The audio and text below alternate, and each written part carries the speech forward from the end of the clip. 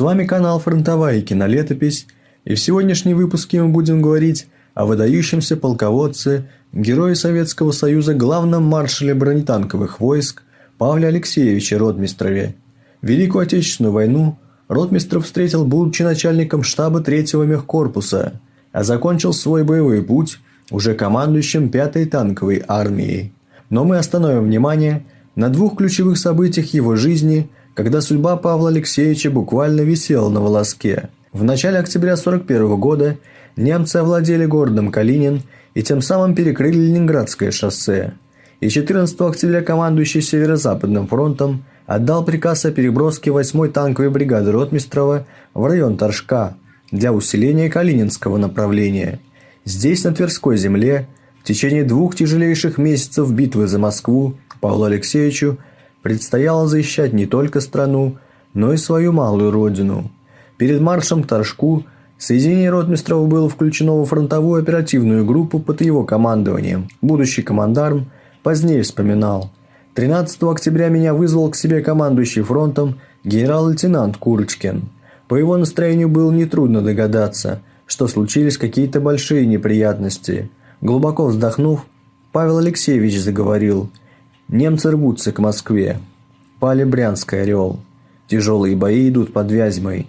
В это время скрипнула дверь, и в комнату вошли двое: начальник штаба фронта генерал-лейтенант Ватутин и начальник автобронетанковых войск полковник Полубояров.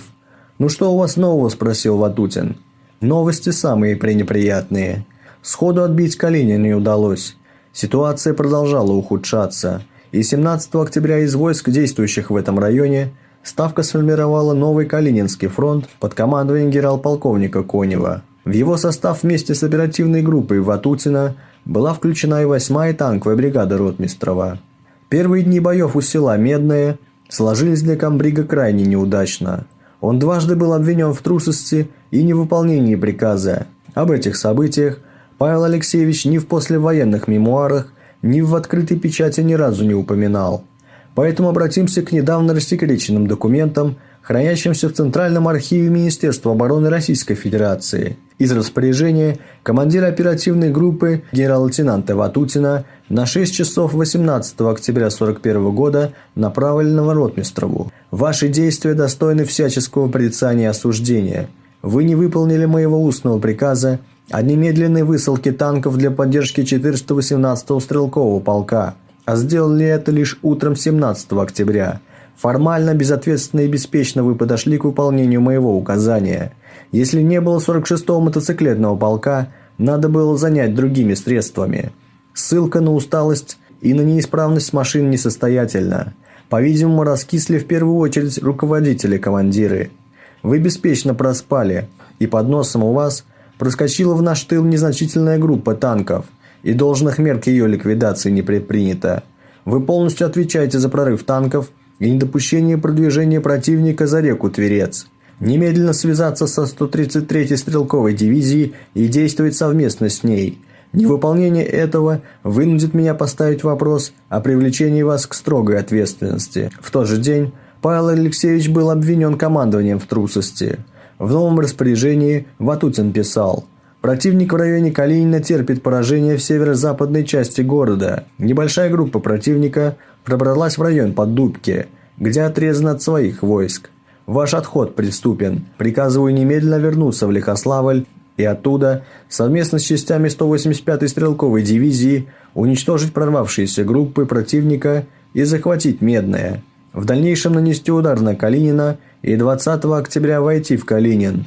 Требую самых решительных действий и полного напряжения сил. Пора покончить с трусостью». Но обстановка на фронте продолжала ухудшаться, и 18 октября командующий Калининским фронтом Конев направляет приказ командиру оперативной группы Ватутину уже об аресте комбрига. «Прошу Ротмистрова за невыполнение боевого приказа и самовольный уход с поля боя с бригадой арестовать и предать суду военного трибунала. В командование бригады вступить начальнику штаба или командиру по вашему выбору. Конечно, необходимо отметить, что обстановка, в которой отдавались такие приказы, была крайне нервной и напряженной. Даже спустя столько лет после войны невозможно разобраться, был ли комбриг действительно виновен или нет. Но точно можно сказать лишь одно: Ротмистрову повезло, что в этот переломный момент на его жизненном пути встретился именно Ватутин. Николаю Федоровичу надо отдать должное, что в той ситуации, даже несмотря на давление Конева и эмоции, которые у командующего фронтом перехлестывали через край, он смог удержаться от поспешных и жестких решений. Пройдет не так много времени, и ситуация в точности повторится в июле 43-го года. Бои на Курской дуге, хотя впоследствии принесли Павлу Алексеевичу широкую известность, но тогда сразу после их завершения его дальнейшая судьба до конца июля на самом деле висела на волоске. Контрудар его армии у Прохоровки закончился полным провалом. 18-й и 29-й танковые корпуса понесли колоссальные потери. Войска Ротмистрова не смогли не только выполнить поставленную задачу, но и с огромным трудом выбить немцев только с высоты 252,2, а на левом фланге отошли на 3,5 километра. Всего же из 672 танков ИСАУ 5-й гвардейской танковой армии, введенных в этот день в бой по всему фронту в районе Прохоровки, были подбиты 359 боевых машин. Огромные потери, понесенные гвардейцами за 10 часов боя у небольшой станции, вызвали гнев Верховного Главнокомандующего. И для расследования обстоятельств боя на Воронежский фронт была направлена комиссия Государственного комитета обороны во главе с Маленковым. Все хорошо помнили июль 41 года, когда также по постановлению ГКО были отданы под суд и позднее расстреляны командующий Западным фронтом Павлов и командующий 4-й армией генерал Коробков. Уже после войны в беседе с профессором военной академии Фрунзе Свердловым Павел Алексеевич расскажет: «Когда Сталин узнал о наших потерях, он пришел в ярость. Ведь танковая армия по плану ставки предназначалась для участия в контрнаступлении и была нацелена на Харьков. А тут опять надо ее значительно пополнять. Верховный решил снять меня с должности и отдать под суд военного трибунала». Спустя много лет Василевский рассказал ротмистрову, что его судьба действительно висела на волоске, и что он, приняв часть вины на себя, сумел спасти командарма. Василевский доложил Сталину о последних успехах на фронте и срыве всей летней немецкой наступательной операции, после чего гнев Сталина поутих, и до лета 1944 года он больше к этому вопросу не возвращался. Примерно с конца 50-х, начала 60-х годов, уже будучи начальником военной академии бронетанковых войск, в узких кругах Павел Алексеевич начал постепенно приоткрывать завесу тайн над контрударом под Прохоровкой и высказывать свое мнение о виновниках неудачи армии. Описывая ситуацию, сложившуюся в тот момент на Воронежском фронте, он утверждал, что 12 июля 1943 года его по большому счету подставили Ватутин и Хрущев. Именно они не дали реализовать его замысел, о деталях которого он умалчивал. О еще одном авторе контрудара Василевском ротмистров всегда отзывался с большим уважением, так как именно Александр Михайлович, по его мнению, и спас его от суда. Но следует отметить, что замысел контрудара – это идея командования Воронежского фронта, и главная вина за просчеты в ходе его проведения должна ложиться именно на него, а также на генеральный штаб и лично Сталина, которые его одобрили. В то же время ротмистров понимал, что юго-западнее Прохоровки из-за сложной местности было невозможно создать бронированный клин из его войск. И до 12 июля он не раз был у станции, проводил рекогносцировку, поэтому должен был предвидеть неблагоприятное развитие ситуации. К середине 1943 года Павел Алексеевич имел за плечами большой опыт в проведении боевых операций. И если бы он отчетливо и своевременно высказал свою обоснованную позицию по наиболее оптимальному использованию танковой армии, она вполне могла быть учтена руководством Воронежского фронта.